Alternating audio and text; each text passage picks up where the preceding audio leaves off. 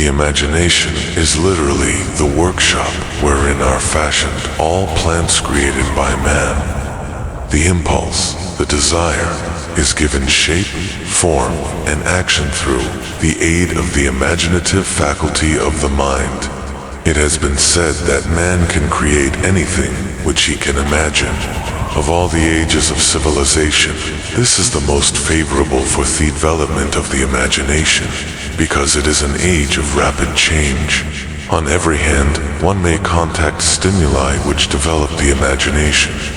Through the aid of his imaginative faculty, man has discovered and harnessed more of nature's forces during the past 50 years than during the entire history of the human race. Previous to that time, he has conquered the air so completely that the birds are a poor match for him in flying. He has harnessed at the ether and made it serve as a means of instantaneous communication with any part of the world. He has analyzed and weighed the sun at a distance of millions of miles and has determined, through the aid of imagination, the elements of which it consists. He has discovered that his own brain is both a broadcasting and a receiving station for the vibration of thought, and he is beginning now to learn how to make practical use of this discovery. He has increased the speed of locomotion until he may now travel at a speed of marathon 300 miles an hour. The time will soon come when a man may break fast in New York and lunch in San Francisco. Man's only limitation, within reason, lies in his development and use of his imagination. He has not yet reached the apex of development in the use of his imaginative faculty. He has merely discovered that he has an imagination and has commenced to use it in a very elementary way. Two forms of imagination. Do you feel frustrated, stuck, or overwhelmed by the concepts in this ebook? Discover how to begin moving forward with free audio and video training at think-and-grow-rich-ebook.com. Think and Grow Rich. The imaginative faculty functions in two forms. One is known as synthetic imagination, and the other as creative imagination. Synthetic imagination. Through this faculty, one may arrange old concepts, ideas, or plans into new combinations. This faculty creates nothing. It merely works with the material of experience, education, and observation with which it is fed. It is the faculty used most by the inventor, with the exception oft, who draws upon the creative imagination. When he cannot solve his problem through synthetic imagination, creative imagination, through the faculty of creative imagination, the finite mind of man has direct communication with infinite intelligence. It is the faculty through which hunches and inspirations are received. It is by this faculty that all basic or new ideas are handed over to man. It is through this faculty that thought vibrations from the minds of others are received. It is through this faculty that one individual may tune in or communicate with the subconscious minds of other men. The creative imagination works automatically in the manner described in subsequent pages. This faculty functions only when the conscious mind is vibrating at an exceedingly rapid rate. As for example, when the conscious mind is stimulated through the emotion of a strong desire, the creative faculty becomes more alert, more receptive. Two vibrations from sources mentioned in proportion to its development through use. This statement is significant. Ponder over it before passing on. Keep in mind as you follow these principles that the entire story of how one may convert desire into money cannot be told in one statement. The story will be complete only when one has mastered, assimilated, and begun to make us of all the principles. The great leaders of business, industry, finance, and the great artists Musicians, poets, and writers became great because they developed the faculty of creative imagination.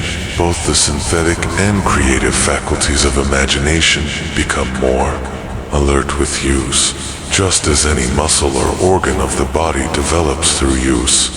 Desire is only a thought, an impulse. It is nebulous and ephemeral. It is abstract and of no value until it has been transformed into its physical counter, while the synthetic imagination is the one which will be used most frequently in the process of transforming the impulse of desire into money. Do you feel frustrated, stuck, or overwhelmed by the concepts in this ebook? Discover how to begin moving forward with free audio and video training at think-and-grow-rich-ebook.com. Think and grow rich. You must keep in mind the fact that you may face circumstances and situations demand use of the creative imagination as well. Your imaginative faculty may have become weak through inaction. It can be revived and made alert through use. This faculty does not die, though it may become quiescent through lack of use. Center your attention, for the time being, on the development of the synthetic imagination, because this is the faculty which you will use more often in the process of converting desire into money. Transformation of the intangible impulse of desire into the tangible reality of money calls for the use of a plan or plans. These plans must be formed with the aid of the imagination and mainly with the synthetic faculty. Read the entire book through, then come back to this chapter and begin at once to put your imagination to work on the building of a plan or plans for the transformation of your desire into money.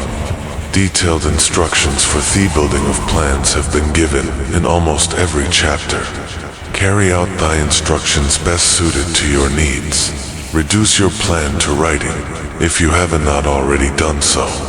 The moment you complete this, you will have definite event, concrete form to the intangible desire. Read the preceding sentence once simmer.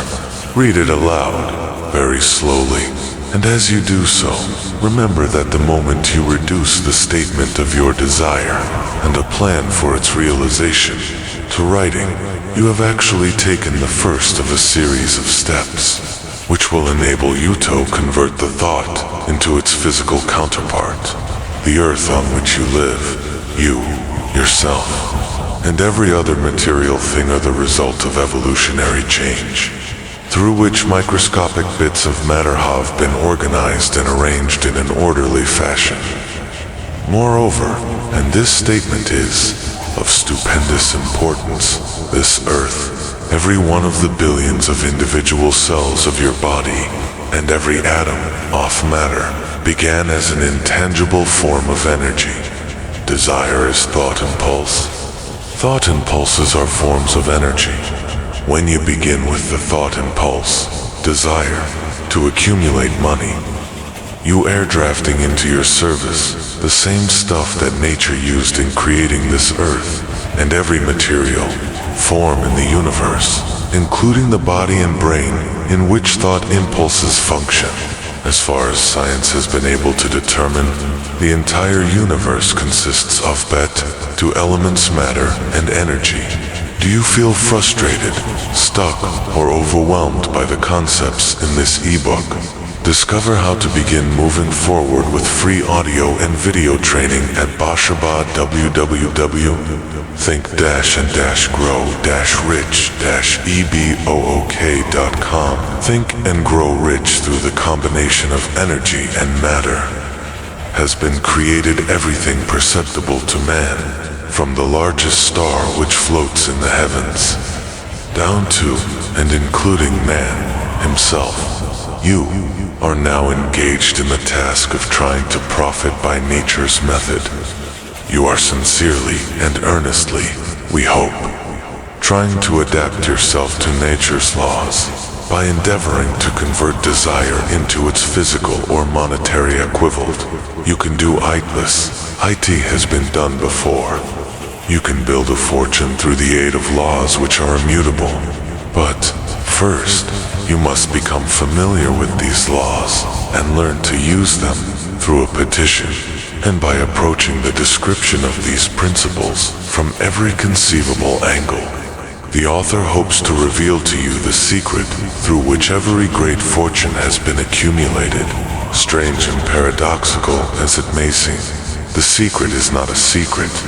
Nature herself advertises it in the earth on which we live, the stars, the planets suspended within our view, in the elements above and around us, in every blade of grass and every form of life within our vision. Nature advertises this secret in the terms of biology and the conversion of a tiny cell, so small that it may be lost on the point of a pin, into the human vein. Now reading this line, the conversion of desire into its physical equivalent is certainly no more miraculous. Do not become discouraged if you do not fully comprehend all that has been stated, unless you have long been a student of the mind. It is not to be expected that you will assimilate all that is in this chapter upon a first reading, but you will, in time, make good progress. The principles which follow will open the way for understanding Assimilate that which you understand as you read this philosophy for the first time. Then, when you reread and study it, you will discover that something has happened to clarify it and give you a broader understanding of Toll. Above all, do not stop nor hesitate in your study of these principles until you have read the book at least 3 times. 495, 96, then you will not want to stop.